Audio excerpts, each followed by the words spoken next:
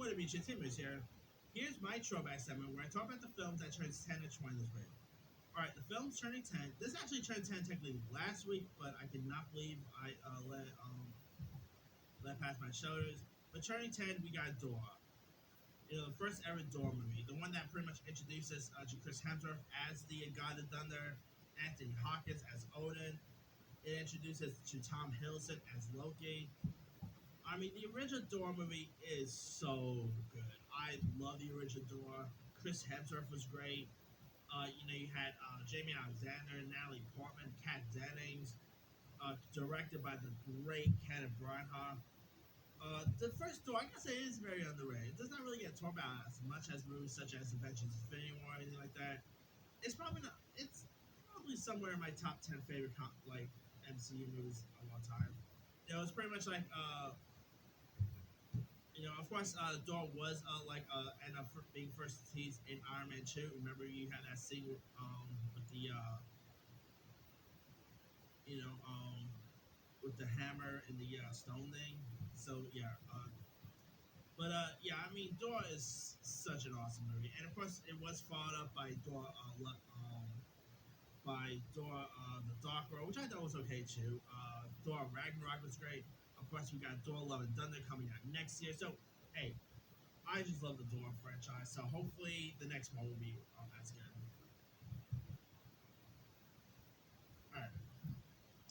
Also, turning 10, we got Jumping the Broom, which is a romantic comedy film that stars Paul Pad, who plays Sabrina Watson, who is a successful corporate lawyer who comes from an old money family, and she has a being Jason Taylor, played by Lazarus Lonzo, and she thinks she found Mr. Right and agreed to accept Wall Street workers' marriage proposal.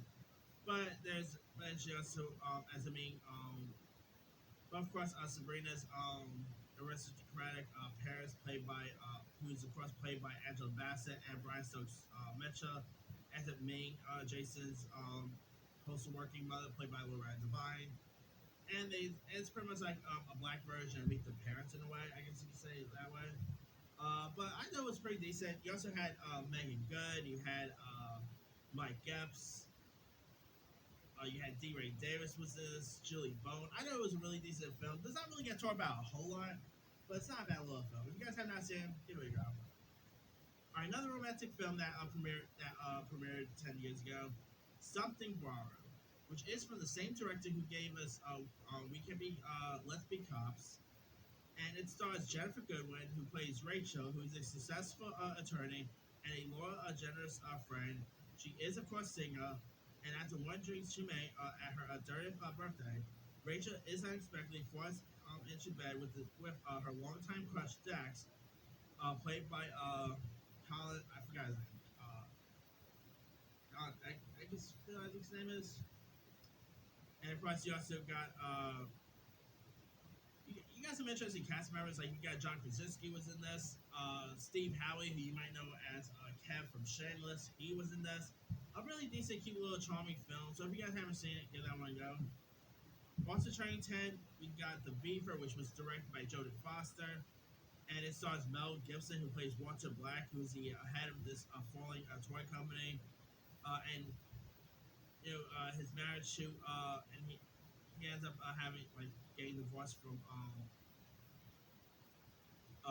his marriage to Meredith, played by Jodie Foster, and his oldest son, played by Peter, played by the late Anton Yelchin, also hates him, and so pretty much everyone are not really fond of him. So the only one who really appreciates him is this puppet beaver he has, and he pretty much talks around talks as a beaver and stuff like that. You also had a very young Jennifer Lawrence was in this, before she became a big enough star. I mean, The Beaver is actually such an underrated little job. It's really decent. Definitely, it showed that Mel Gibson. Yeah, he's a bit of a nut job, but Mel Gibson is a terrific actor. Now, he is so good in this movie. Jodie Foster, of course, they also worked together on the movie Marriage. So there's that. Anton Yelchin was great in this. I mean, if you guys have not really seen The Beaver, go watch it. Definitely a really decent film. Also, turning 10, we got Meagan is missing about this teenager who disappears after an online after meeting someone online. This is based on a true story, and holy cow, this movie's it's disturbing.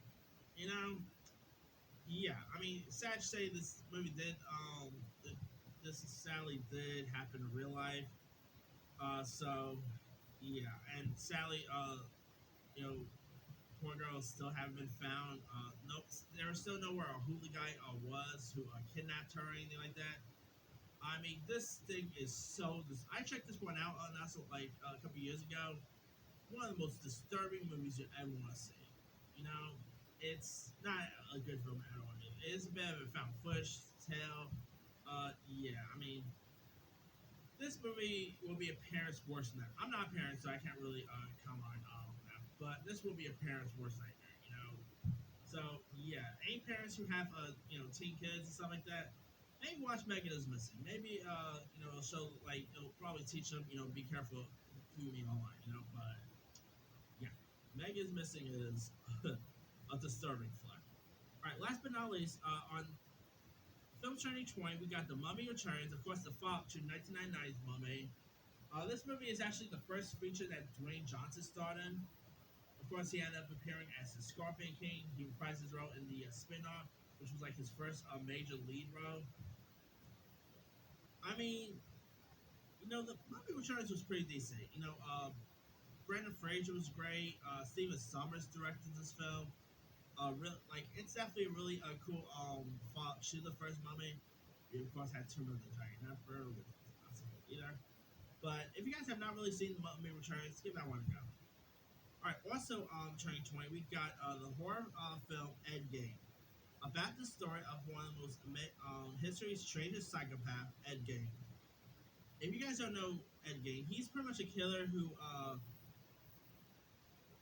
pretty much inspired the fictional characters from Psycho, Texas Chainsaw Massacre, and Silence of the Lambs.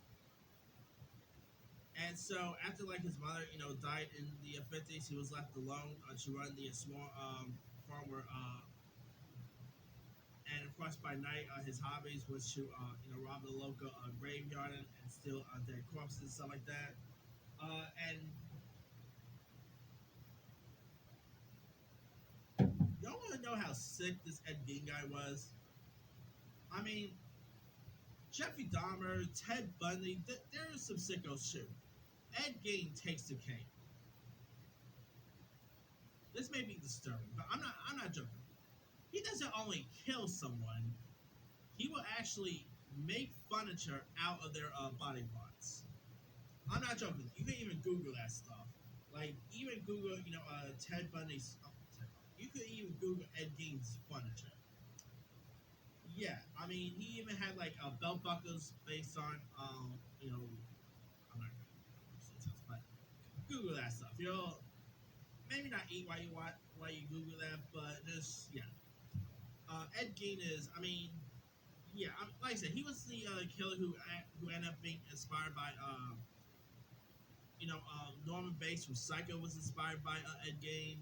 Uh, Leatherface, Buffalo Bill from Silence of the Lambs.